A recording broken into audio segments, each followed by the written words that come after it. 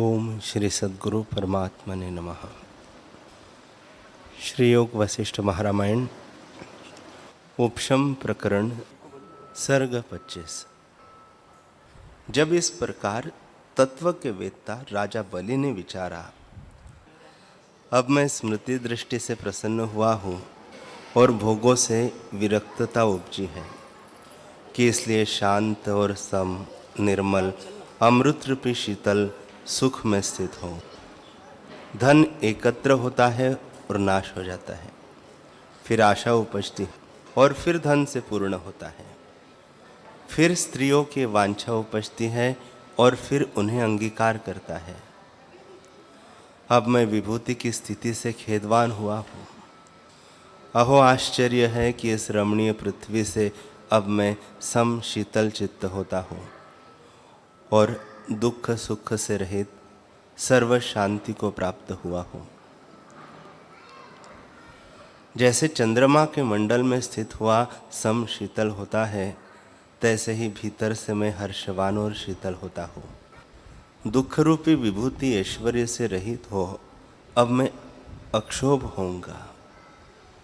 यह सब मन रूपी बालक की दिन दिन प्रति कला है। प्रथम मैं स्त्री से चिपटता था, फिर मोह से मेरी प्रीति बढ़ गई थी। जो कुछ दृष्टि से देखने योग्य था वह मैंने देखा है। जो कुछ भोगने योग्य था वह चिरकाल पर्यंत अखंड भोगा है और सर्वभूत जातों को वश कर रहा हूँ, पर उससे क्या शोभनीय हुआ। फिर उनमें वही चेष्टा से और देखे। इससे चित्त अपूर्व पदार्थ को नहीं देखता, फिर जगत के वही पदार्थ है। इसे अपनी बुद्धि से इनका निश्चय त्याग कर पूर्ण समुद्रवत अपने आप से आप में स्वच्छ स्वस्थ और स्थित हो। पाताल पृथ्वी और स्वर्ग में जो स्त्री और रत्न पन्न आदि सार है, वे भी तुच्छ हैं। समय पाकर उन्हें काल ग्रास कर लेगा। इतने काल पर्यंत मैं बालक था और तुच्छ पदार्थ मन के रचे हुए हैं। उनमें आसक्त होकर देवताओं के साथ द्वेष करता था।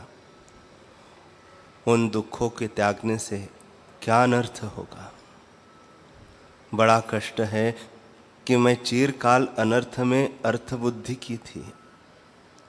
अज्ञान रूपी मद से मतवाला था और चंचल तृष्णा से इस जगत में क्या नहीं किया।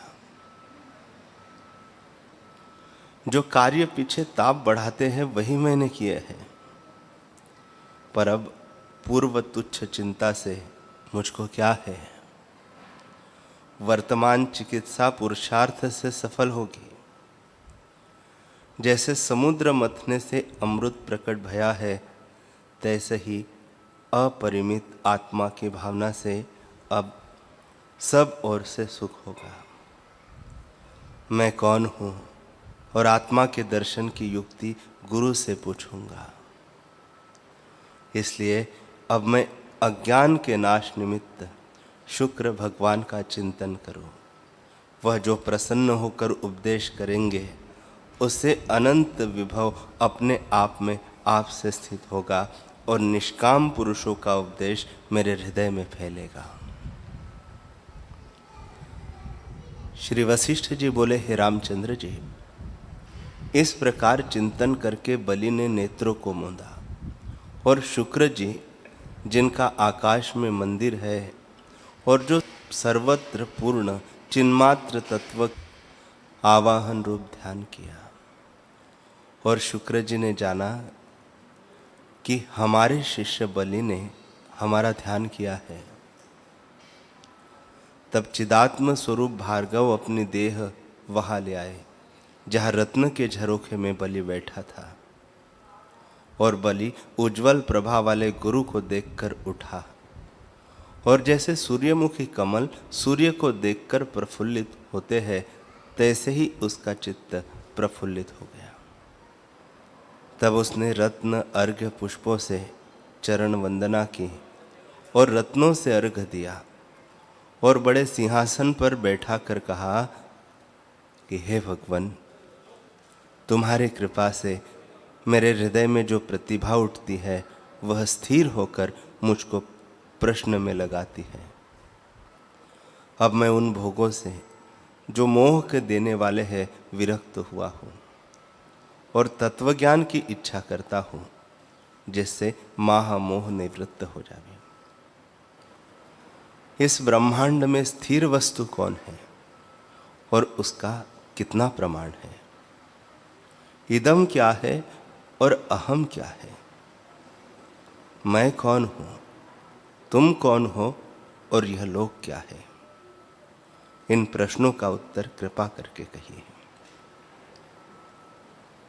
शुक्र जी बोले, हे दैत्यराज, बहुत कहने से क्या है, मैं आकाश में जाना चाहता हूँ। इसे सबका सार संक्षेप में मैं तुमसे कहता हूँ, सो तुम सुनो। जो चेतन तत्व विस्तृत रूप है वही चिन्मात्र है और चेतन ही व्यापक है। तू भी चेतन स्वरूप है, मैं भी चेतन हूँ और यह लोक भी चेतन रूप है। यही सबका सार है। यह निश्चय को हृदय में दृढ़ कर धारोगे तब निर्मल निश्चयात्मक बुद्धि से अपने अपने को आप से देखोगे और उससे विश्रांतिमान होंगे। हे राजन, यदि तुम कल्याण मूर्ति हो तो इसी कहने से सब सिद्धांत को प्राप्त होंगे और सबका सार जो चिदात्मा है उसको पाओगे। और यदि कल्याण मूर्ति नहीं हो तो फिर कहना भी निरर्थक होता है। जो चैत्य कला का संबंध है वही बंधन है, इससे जो मुक्त है वही मुक्त है। आत्म तत्व चेतन रूप चैत्य कलना से रहित है। यह सब सिद्धांतों का संग्रह है। हे राजन, इस निश्चय को धारो और निर्मल बुद्धि से अपने आप से आपको देखो, यही आत्मपद की प्राप्ति है।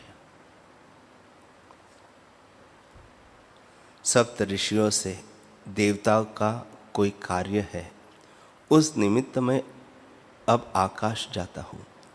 जब तक यह देह है तब तक मुक्त बुद्धि को यथा प्राप्त कार्य त्यागने योग्य नहीं है। इतना कहकर वशिष्ठ जी बोले, हे रामचंद्र जी, ऐसे कहकर शुक्र बड़े वेग से आकाश में चले और जैसे समुद्र से तरंग उठकर लीन हो जावे तैसे ही शुक्र जी अंतर्धान हो गए।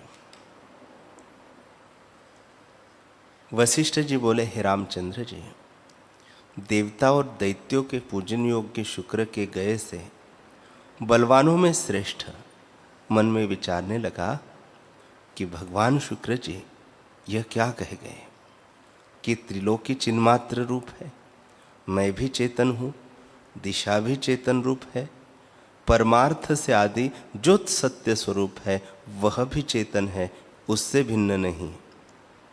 यह जो सूर्य है उसमें चेतन होने से ही सूर्यत्व भाव भासता है और यह जो भूमि है उसको चेतन न चेते तो इसमें भूमित्व भाव नहीं। यह जो दशो दिशा है, यदि इनको चेतन न चेते तो दिशा में दिशात्व भाव न रहे। पर्वत में पर्वतता भी चेतन बिना नहीं। इस जगत में जगत भाव, आकाश में आकाशता, शरीर में लक्षण, वह भी चेतन बिना न पाइएगा। इंद्रिया भी चेतन है, मन भी चेतन है, भीतर बाहर सब चेतन है और चिदात्मा ही अहम त्वम भाव रूप होकर स्थित है। चेतन मैं हूँ। सब इंद्रियों से संयुक्त विषयों का स्पर्श मैं करता हूँ और कदाचित कुछ नहीं किया। काष्ठ लोष्टवत शरीर से मेरा क्या है? मैं तो संपूर्ण जगत में आत्मा चेतन हूँ। आकाश में भी एक मैं आत्मा हूँ। सूर्य और भूत, पिंजर, देवता, दैत्य स्थावर जंगम सबका चेतन आत्मा एक अद्वैत चेतन है और द्वैत कलना नहीं। जब यदि इस लोक में द्वैत का असंभव है तो शत्रु कौन है और मित्र किसको कहिए।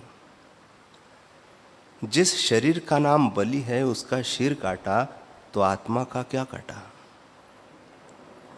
सब लोगों में आत्मा पूर्ण है, पर जब चित्त दुख चेतता है तब दुखी होता है, चेतने बिना दुख नहीं पाता।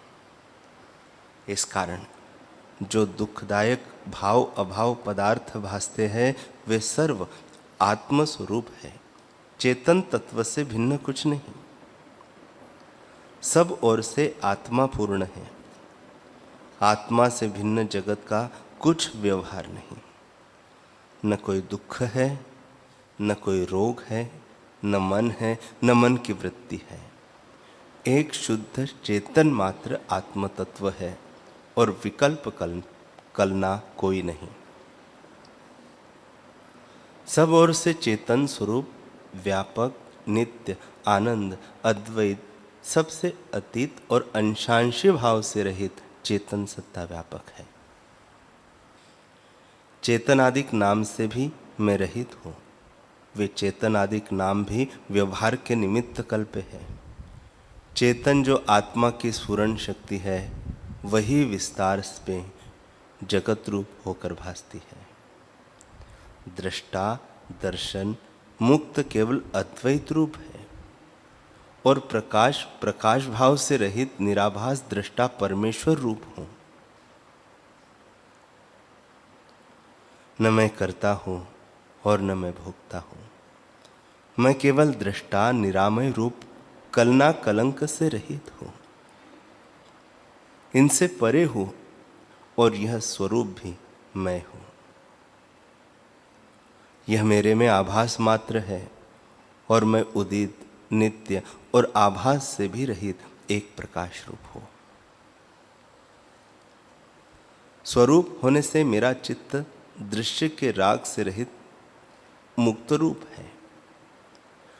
प्रत्यक्ष चेतन जो मेरा स्वरूप है उसको नमस्कार है।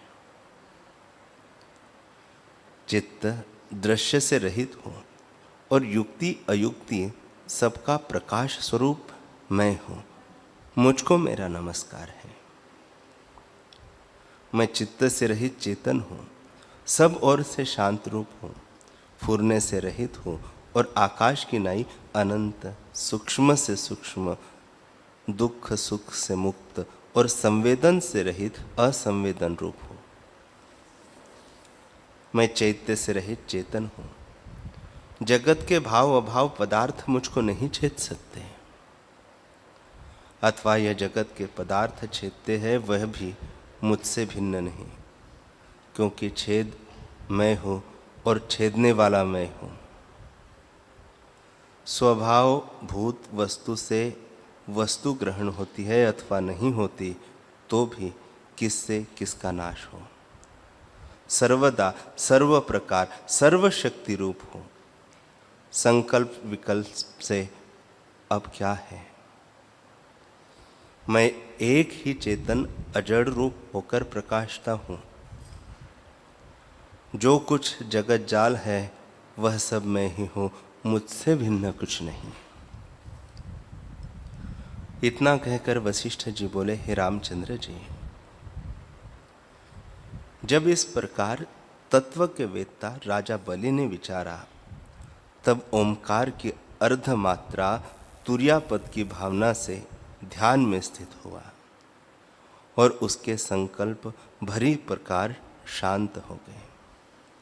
वह सब कलना और चित्त चैत्य निसंग होकर स्थित हुआ। ध्याता जो है अहंकार, ध्यान जो है मन की वृत्ति और ध्येय जिसको ध्याता था, तीनों से रहित हुआ और मन से सब वासनाएं नष्ट हो गई।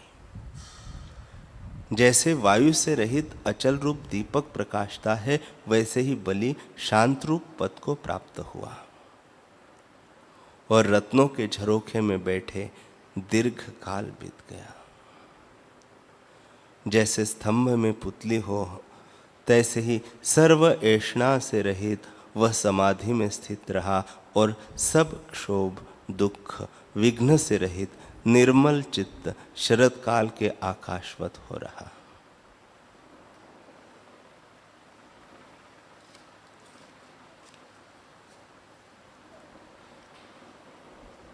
हरि ओम।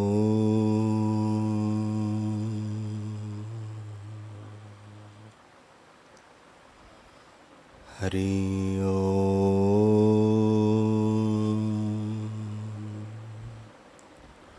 ओम। सहनावतु सहनौ भुनक्तु सह वीर्यं करवावहै तेजस्विनावधीतमस्तु मा विद्विषावहै।